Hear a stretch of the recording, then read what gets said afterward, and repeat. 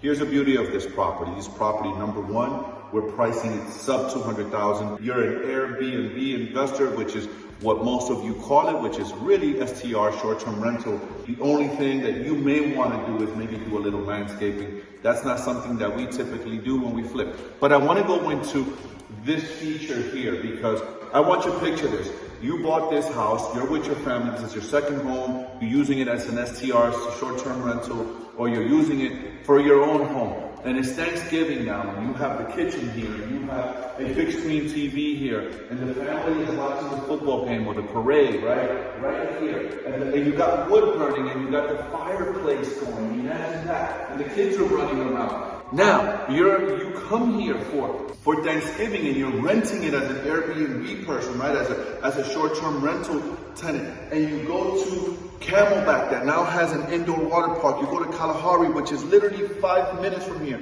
You got Walmart 2 minutes from here. You got Kentucky Fried Chicken. You got an Amazon distribution center not too far from this property.